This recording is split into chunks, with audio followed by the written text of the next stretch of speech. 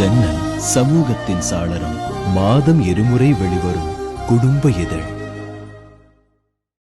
இன்று தமிழக மக்களை வைத்து ஒரு சூதாட்டம் நடந்து கொண்டிருக்கிறது. வெளியில் பேரம் நடந்து கொண்டிருக்கிறது. அந்த பேரத்தில் யார் இறுதியாக வெல்லுகிறார்கள், சூழ்ச்சியில் யார் வெல்லுகிறார்கள் என்பதை பாராட்ட பத்திரிகைகள் பறந்து கொண்டிருக்கிறது. தொலைக்காட்சிகள் அலைந்து கொண்டிருக்கிறது. மக்களினுடைய வாழ்க்கையை சூறையாடி தொடர்ந்து கொள்ளையடிக்கும் கூட்டத்திடம் தங்கள் வாழ்க்கையை தோண்டி புதைத்துக் கொள்ள இந்த ஊடகங்கள் துணையாக இருக்கின்றன. தமிழர்களுக்கு வேண்டியதெல்லாம் எதுவுமே இல்லை, நேர்மையான ஊடகம் மட்டும்தான். நேர்மையான ஊடகம் இருந்தால் தமிழர்கள் தங்கள் வாழ்க்கையை மீட்டெடுக்க முடியும். அது இருக்கிறதா என்பதுதான் இங்கே ஐயப்பாடு. ஒவ்வொரு கட்சியும் தொலைக்காட்சி வைத்துக்கொண்டு குழப்புகிறது. ஒவ்வொரு கட்சியும் ஆளுக்கு ஒரு பத்திரிகை வைத்துக்கொண்டு குழப்புகிறது. ஒரே செய்தியை பலவாறாக அவர்களுடைய விருப்பத்துக்கு தகுந்த மாதிரி இங்கே வெளியிடப்படுகிறது. அனைத்தையும் இந்த மக்கள் பார்த்து கொண்டு இருக்கிறார்கள். ஆனால் இதில் விழுப்பு திங்கி போகும் எங்களுடைய பிள்ளைகள் இந்த வலைத்தளத்தில் தங்களுடைய ஆதங்கத்தை வெளிப்படுத்துகிறார்கள். இங்கு எகிப்து, சூடான் போல வலைத்தளங்கள் மூலம் நிச்சயமாக எந்த புரட்சியும் நடக்காது. சத்தியமாக எழுதித்தரேன், அது நடக்காது. இன்று எங்களுடைய பிள்ளைகளுடைய 80 விழுக்காடு இளைஞருடைய வேலையே இந்த ஃபேஸ்புக், ட்விட்டர் தான். அதனால எதுவுமே இங்கே நடக்க போறதில்லை. இந்த பத்திரிகைகளும் தொலைக்காட்சிகளும் விஜயகாந்த் அவருடைய மனைவியே சுற்றி கொண்டிருக்கிறது. இவங்களுடைய கவலையே இதுதான். இப்போ என்ன நடந்துன்னு நினைக்கிறீங்க? ஒன்றும் நடக்கும். இந்த தேர்தல் நடந்து முடிஞ்சா உங்களுக்கு விடிவு வந்துருமா? யாரால வரப்போகுது? அதை சொல்றதுக்கு யாருமே கிடையாது. 50 ஆண்டுகள், அரை நூற்றாண்டு தமிழர்களை அழித்து ஒழித்து விட்டார்கள். 50 ஆண்டுகளாக செய்ய முடியாத மறுபடியும் செய்துவிட முடியுமா? இதை சிந்திக்கிறதுக்கு யாருமே கிடையாது. அதையும் தாண்டி எவனாவது ஒரு ஆள் வந்தான்னா இவன் அதை செஞ்சான், இதை செஞ்சான், இதை செஞ்சான். இதுதான் இப்போ மக்களை வந்து அப்போ வழிகாட்டுறது யார் தேவைங்க? எங்களுக்கு ஒரு தலைவர்கள் கிடையாது, நேர்மையான ஊடகங்கள் கிடையாது. அப்போ நாங்கள் யார் சொல்கிறத கேட்போம்? நாங்கள் காசு கொடுத்து வாங்கி எதை படிக்க வேண்டியிருக்கு? இதனாலே நான் ஒரு பத்திரிகை கூட வீட்டில் வாங்குறதை நிறுத்திட்டேன். எதுக்காக அதை சொல்ல வரேன்னா, தி இந்து இன்றைக்கு மக்களுடைய பாதுகாவலன் இந்து. இது எந்த பத்திரிகையில எழுதி சொல்லுவாங்களா? நான் கேட்குறேன். நீங்கள் எத்தனை பேர் இதை படிச்சிங்கன்னு எனக்கு தெரியல. பல லட்சக்கணக்கான தமிழர்கள் உலகம் முழுக்க இந்த கட்டுரைகளை ஓராண்டுகள் தொடர்ந்து படிச்சுக்கிட்டு இருந்தாங்க. இந்த தலைப்பை பார்த்தாலே விட்டுட்டு ஓடியே போயிடுவாங்க. ஒரு அதிர்ச்சி விட்டும் தலைப்புகள். அந்த படிச்சு முடிக்கிறதுக்குள்ள உடம்பு வேர்த்துரும். அப்படிப்பட்ட ஒரு சூடான சொற்கள், ஒரு நெருப்பு சொற்கள் இந்த புத்தகத்தில் இருக்குங்க. இது என்ன கொடுமைன்னா, இது எழுதணும்னே சொல்றதுதான் இங்க கொடுமை. இவன் நெருப்பிலே போட்டு கொளுத்தினாலும் ஒருத்தவனுங்க உணர்ச்சி வராது. ஏன்னா இவர்களெல்லாம் இந்த சின்னம் ஆண்டுகிட்டு இருக்கு. காலங்காலமாக ஒரு சின்னத்தை பார்த்து அதுக்குள்ளேயே கிடக்கிறான். எவனுக்கு பின்னாடி செயல் திட்டம் இருக்கு, எவனுக்கு பின்னாடி கொள்கை இருக்கு, இவன் செய்வானா செய்ய மாட்டானா, ஒண்ணுமே இல்லாமல் போச்சு. இது ஏன் இங்க வந்து பேசுறோம்னா, எனக்கும் ஒரு வாக்கு தான். சாலையில் பிச்சை எடுத்துட்டு இருக்கிற ஒருத்தருக்கு அவருக்கும் ஒரு வாக்கு தான். அவங்களுக்கு எதுவுமே தெரியாது. ஆனால் நான் என்ன பேசினாலும் ஒரு வாக்கு அதிகமாக போனால் அவங்க தான். இப்போ என்ன நடக்குதுன்னு நினைக்கிறேன், இந்த 234 வேட்பாளர்கள் வந்து இறுதியாக வென்றதை அறிவிப்பாங்க. சட்டமன்றத்துக்கு 234 பேர் போகிறாங்க, சரிங்களா? எந்த கட்சியிலேருந்து போக போகிறாங்க. அவங்க எப்படிப்பட்டவர்களாக தேர்ந்தெடுத்துக்கிட்டு இருக்காங்க? அவங்களுடைய தகுதி என்னென்னு நீங்கள் இவங்க சொல்கிறாங்களே, எல்லோரும் வந்து சட்டசபையில் வந்து கேமரா வைக்கணும்னு. இவங்க வந்து நேர்காணல் செய்கிறாங்களா ஒரு கட்சியும், அங்கே ஒரு கேமரா வச்சு ஒளிபரப்பாங்களா பார்ப்போம் என்னன்னு. அந்த வேட்பாளர்கிட்ட என்ன கேட்குறாங்க? நீ எந்த சாதி, எவ்வளோ பணம் வச்சுருக்க, எத்தனை கொலை பண்ணியிருக்க, நீ எவனை மிரட்டுவ, இதுக்கு முன்னாடி மணல் கடத்திருக்கியா, நீ கிரானைட்டு கொள்ளை அடிச்சிருக்கியா, இல்லை எவன் தாலி அறுத்திருக்க, இதுக்கு தகுந்தபடி தான் அங்கே வந்து இடம் கொடுக்கப்படுது. இல்லைங்க, நான் நேர்மையாக என் மக்களுக்காக உழைப்பேன் சொல்லிட்டு ஒருத்தவங்க இடம் வாங்க முடியுமாங்க? இந்த மக்களை காசு இல்லாத வேட்பாளர்களை பரிதாபமாக பார்க்குது. இதில் என்ன எவன் ஜெயிச்சா என்னங்க? என்ன வந்துடும் நினைக்கிறீங்க? என்ன மாற்றம் வந்துடும் நினைக்கிறீங்க? எந்த கட்சியிலேருந்து யார் வெற்றி பெறா என்ன மாற்றம் வரும்னு சொல்லுங்க, நான் சொல்கிறேன். அதுக்கு உடனே இவங்களுக்கு இத்தனை இடம் அது கொடுமையே. இது என்னையா அது? இப்போ முதல்ல அங்கே அஞ்சு ஆண்டுக்கு ஒரு முறை அந்த மேசையை மாற்றணும், தட்டி அது மொத்தம் உளுத்து போய் கிடக்குது.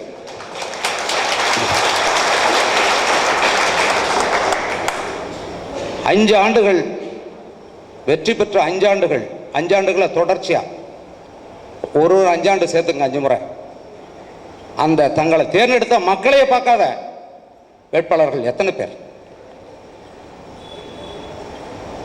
தெருவில் நடந்து போகிற அளவு. இப்போ உங்களுடைய எம்எல்ஏ பேர் அவனுக்கு தெரியாது, இப்போ எனக்கு தெரியாது. எனக்கு நான் இவக்கிட்ட தாங்கள் ஓட்டு போட்டேன், என் எம்எல்ஏ பேர் தெரியலங்க. யார் என்னுடைய எம்பி எனக்கு தெரியல யாருன்னு, தொடர்பே கிடையாது. அது ஒரு இன்றைக்கு ஒரு வருமானமாக மாறி போச்சு. தேர்தல் யாருக்கு? அரசியல்வாதிக்கு மட்டும், மக்களுக்கும் ஒரு வருமானமாக மாறி போச்சு. இது எவ்வளவு விஷயங்களை நான் எழுதுறது? இன்னும் வேலை இல்லாமல் உட்காந்து எழுதிட்டு இருக்கோம். அதை வேலை இல்லாமலாம் இல்லை, எல்லாருக்கும் வேலை இருக்கு. இந்த மக்களுடைய இன்னைக்கு இருக்கிற பிரச்சனையே என்ன தெரியுமாங்க? அவங்க மௌனமாக இருக்கிறது தான் பிரச்சனை. அவங்களோட பிரச்சனை என்னன்னு நினைக்கிறீங்க? அவங்க மௌனமாக இருக்கிறதாங்க பெரிய பிரச்சனை. எதை கொடுத்தாலும் வாங்கிக்கும், எவ்வளோ அடித்தாலும் வாங்கிக்கும், எல்லாத்துக்கும் வாழ்க்கை போடும், எல்லாம் பண்ணும், போய் படுத்துக்கும். இது யார் வரப்போறது? எங்களுக்கான தலைவர்கள் யார்? சரி, சிறந்த தலைவர்கள். ஆளாலும் தலைவர் சொல்றீங்க. சிறந்த தலைவர்னா உங்க பேரை நாங்கள் குழந்தைகளுக்குலாம் வச்சிருக்கணும். இப்போ தலைவர் யாரும் வைங்களா யாராவது வச்சிருக்காங்களா? யாராவது அப்படி யாராவது தலைவர்கள் இருக்காங்களா குழந்தைங்க வைக்கிற மாதிரி? அப்புறம் எங்க இருந்தியா தலைவர்? நீ கட்சியை வச்சு பொறுக்கி தின்னுட்டு இருக்க, நீயே வைக்க மாட்டேங்கிற. அரசியல் என்பது இதுல ஒரு தலைப்பு இருக்கு, சுதந்திரம் கொடுத்த நட்டமில்லாத தொழில். அரசியல் நஷ்டமே வராது. அந்த தொழில் எதுனா அரசியல் தான். அதுக்கு முதலீடு என்னன்னா வெள்ளை வேட்டி, வெள்ளை சட்டை, இந்த தலைவர் கொஞ்சம் தெரிகிற மாதிரி ஒரு படம், ஒரு காரு, நல்ல உயரமாக இருக்கணும் அந்த காரு, காலு வேலையில்லாத 4 பசங்க, ஒரு கொடியை பறக்கணும் அப்படியே. இதுதான் தொழில். இன்னைக்கு இந்த தொழிலை ஊக்குவிச்சது யார்? எல்லா தொழிலும் இன்னைக்கு படுத்துக்குச்சு. இந்த தொழில் தான் இப்போ நான் 2 நாளைக்கு முன்னாடி ஒரு அரசியல் தலைவர்கிட்ட சொன்னேன். ரொம்ப எனக்கு பிடிச்ச ஒரு அரசியல் தலைவர் அவர். ஏன்னா அவருடைய திட்டங்கள் எல்லாம் இருக்குது, அது எப்படி முடியும் பேசிக்கணும். நான் அவர்கிட்டே நான் சொன்னேன், சும்மா தேவையில்லாமல் உங்களை பெரிய ஆக்குறானுங்க, கவனமாக இருங்க. அரசியல்வாதிக்கு மக்கள் இடத்துல மரியாதை கிடையாதுங்க, பொறிக்குன்னு நினைக்கிறான். ஒருத்தன் வெள்ளை வேட்டி சட்டை கட்டி போனாலே அரசியல்வாதினா இவன் திருடன், கொலைகாரன், கொள்ளைக்காரன் அப்படின்னு நினைக்கிறான். ஆனால் உங்கள் முன்னாடி நடிப்பான். இதுதான் அரசியல்வாதிக்கு இருக்கிற மரியாதை. தெரிஞ்சுக்கங்க, மக்கள் மதிக்கிற மாதிரி நீங்கள் உருவாக்கணுங்கன்னு நான் சொன்னேன். உங்ககிட்ட எல்லாம் விஷயம் இருக்குது, எல்லாம் இருக்குது, ஆனால் அந்த பொறிக்கு பசங்களை கூட வச்சுக்காதீங்கன்னு நான் சொன்னேன். அதாவது என்னன்னா எல்லாருடையும் மொத்தமாக வாழ்க்கை யார் கையில் ஒப்படைக்கிறோம்? நம்ம ஆள்பவர்கள் இடத்துல தான் ஒப்படைக்கிறோம். அங்கேருந்து அந்த புத்தகம் வருது. இது ஏன் இந்த நேரத்தில் வெளியிடுது? அரவிந்த் கெஜ்ரிவாலை கூப்பிட்டேன். அவர் மே மாதம் 3வது வாரம் வரேன்னு சொல்லிட்டார். அது அவ்வளோ காலங்க நிறுத்த முடியாது. இது தேர்தல் நேரம், இது போகணும்னா தான் அது வெளியிட்டு. வாங்கி படிங்க அதெல்லாம் கிடையாது. எல்லாருக்கும் காசு கிடையாது. 200 ரூபா கொடுத்து எங்களால் வாங்கி படிக்க முடியாது. பணம் இருக்கிற ஆள் என்ன திறமை செய்யணும்? இந்த சினிமா இதில் எழுதியிருக்கேன், தமிழ்நாட்டில் இன்னைக்கு ஒவ்வொரு திருமணமும் சினிமா ஷூட்டிங் மாதிரியே நடக்குது. எனக்கு எங்கே போனாலும் சினிமா ஷூட்டிங் வந்துடுமோன்னு மாதிரி தான் தோணுது.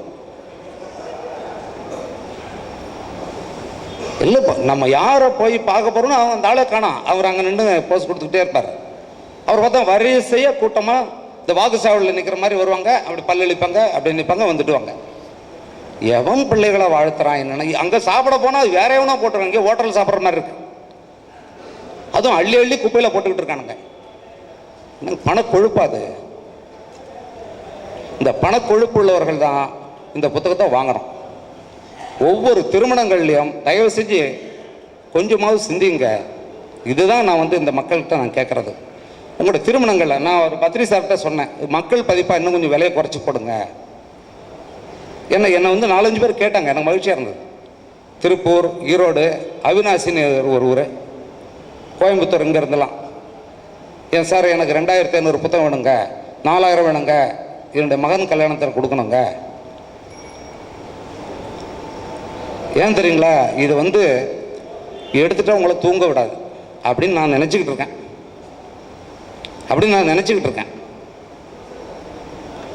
உண்மையான உணர்ச்சி உள்ள மனிதனாக இருந்தால் இந்த புத்தகம் படித்தா மாறி போயிடுவான். ரொம்ப எனக்கு சகாயம் சார் மேலே பெரிய மரியாதை உருவாயிடுச்சு. என்னென்னா, நான் என்ன இதுக்குள்ளே கொண்டு வந்திருக்கேங்கிறத கிட்டத்தட்ட ஒரு 23 சொற்களில் அப்படியே அந்த சுண்ட காய்ச்சிய பால் மாதிரி, ஒரு அணுகுண்டு மாதிரி அப்படி வச்சிருக்காரு. இதுதான் பாருங்க.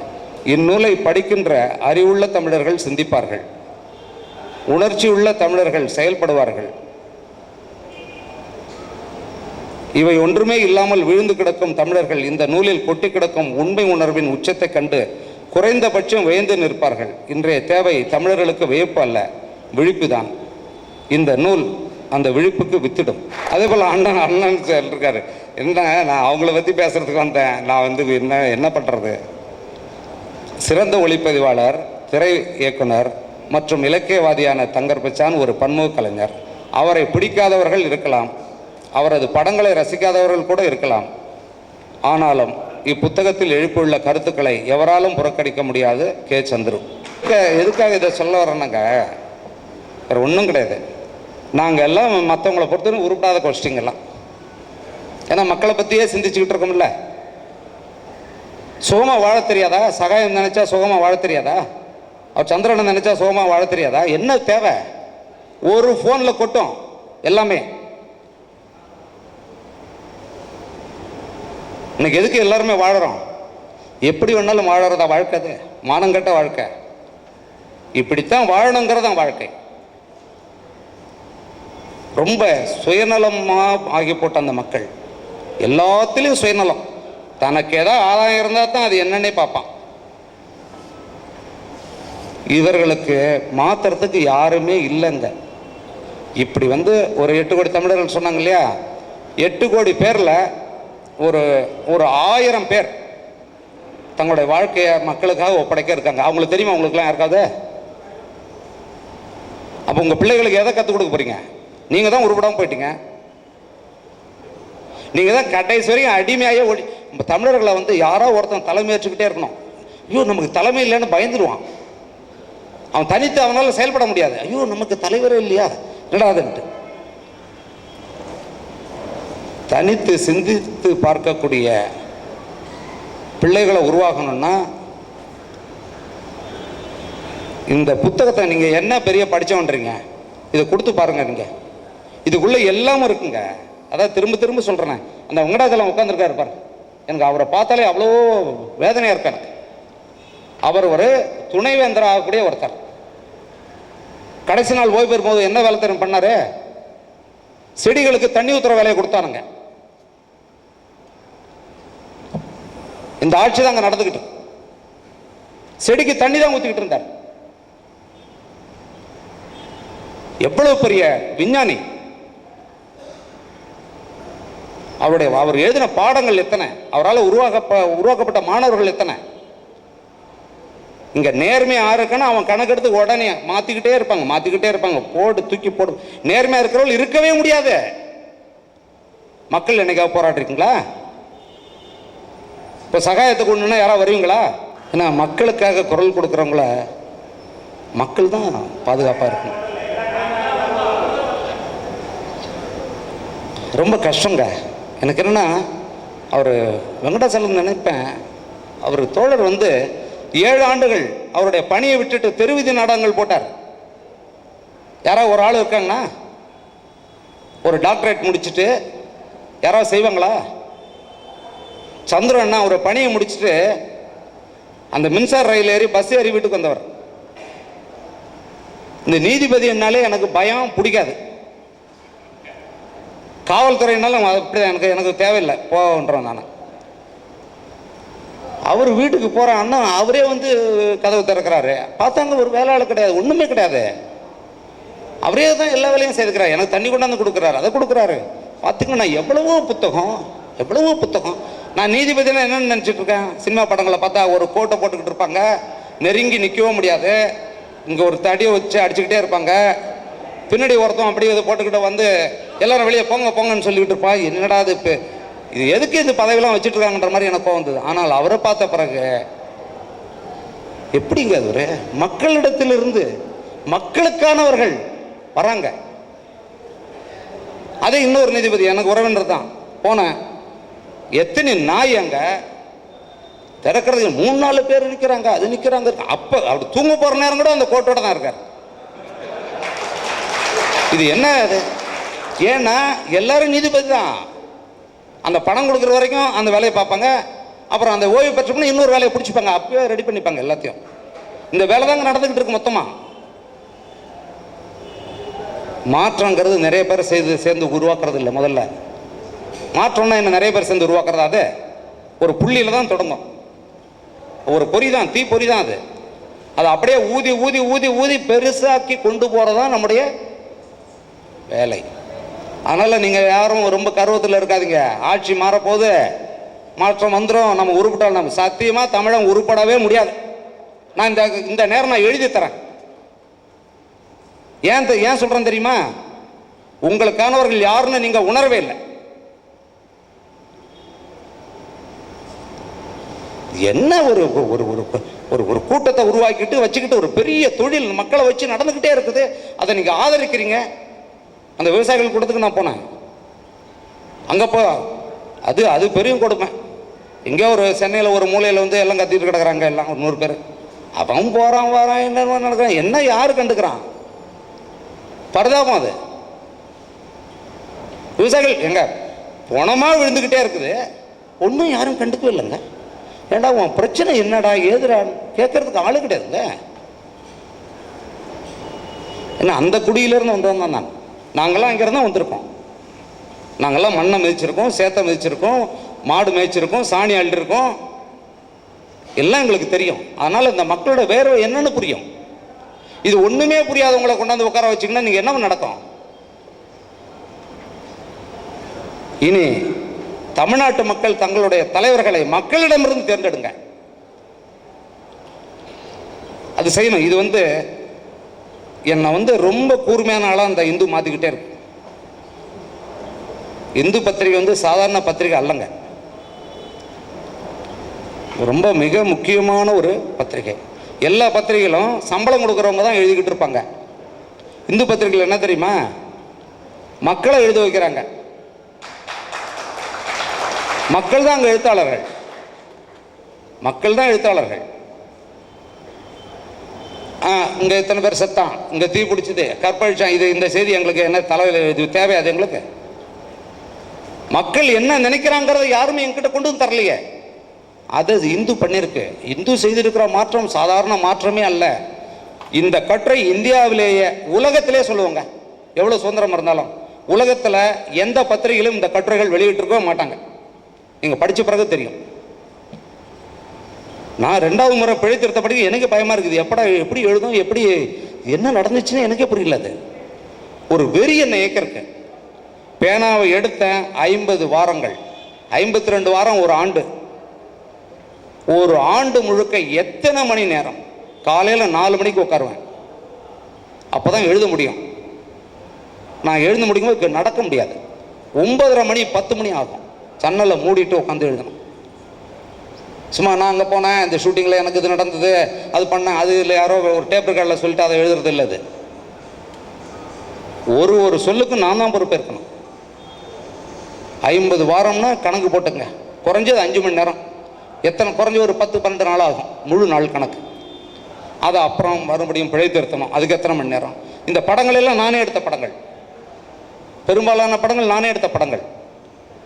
எனக்கு கொடுத்த சுதந்திரம் தாங்க இதை. இன்னொரு நூல்னா என்னால் எழுத முடியாது. நான் இதை எழுதிட்டேன், என்ன பண்ணுறீங்க நீங்கள் தான் கேட்பேன். நீங்கள் ஒன்றுமே பண்ணாத பாரு, சும்மா எனக்கு குழப்பம் இல்லையா, வேற எழுதிட்டே இருக்கணும் தானே. இந்த புத்தகம் வந்துங்க எனக்கு வந்து இதுக்கு முன்மாதிரி இருக்கான்னு எனக்கு தெரியல. இது பேசாத செய்தியே இல்லை, எதுவுமே இதில் கிடையாது. இந்த புத்தகம் படிச்சுட்டு நீங்கள் போய் ஓட்டு போடுங்க, அப்புறம் உங்களுக்கு தெரியும் இந்த ஓட்டை நம்ம வீணாக்குறோண்டான்ட்டு வந்துடுவீங்க. அதான் இன்றைக்கி இருக்கிற நிலைமை.